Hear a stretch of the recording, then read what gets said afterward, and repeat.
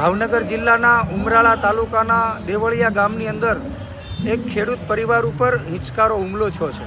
એ ખેડૂત પરિવાર ઉપર હિંચકારો હુમલો થવાનું કારણ કે અસામાજિક તત્વોને ત્યાં એ પ્લોટ પચાવી પાડવો હતો, એ જમીન પચાવી પાડવી હતી, એ જગ્યા ખાલી પડેલી પચાવી પાડવી હતી કે અમારે માતાજીનો મઢ બનાવવો છે એટલે અમને તારે જમીન આપવી પડશે ને, જો તું જમીન નહીં આપ તો 25 વર્ષ સુધી જો જેલમાં જવું પડશે ને તો એ પણ અમે તૈયાર છીએ, આવું કહી અને એ પાટીદાર પરિવાર ઉપર હુમલો કરે છે।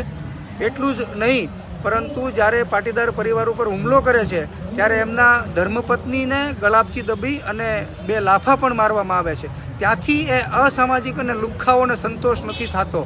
એ લુખ્ખાઓ 80 વર્ષના વયોવૃદ્ધ માતાને જ્યારે અભદ્ર ભાષામાં જે ગાળો બોલે છે અને તારા છોકરાને મારી નાખીશ જો મને પ્લોટ નહીં આપે એવી ભાષામાં વાત કરે છે અને ડરામણી વાત કરે છે, ત્યારે ચોક્કસ આ પોલીસ તંત્ર અમને મદદ કરી રહ્યું છે। પોલીસ તંત્ર આટલી બધી મદદ કરતું હોવા છતાં ગામડાના લોકો ડરે છે। ત્યારે આજે સુરતની અંદર અમે પાટીદાર સેવા સંઘના નેજા હેઠળ મિટિંગ યોજી છે અને એ મિટિંગનો એક જ માત્ર હેતુ છે કે ગામડાઓને જીવંત કરવા। ગામડાઓની અંદર રહેલા દરેક સમાજના લોકો આ લુખ્ખાઓ જે હેરાન કરે છે, અસામાજિક તત્વો જે હેરાન કરે છે એને ડામવા માટે, ગામડાને જીવંત કરવા માટે અમારો પ્રયાસ છે।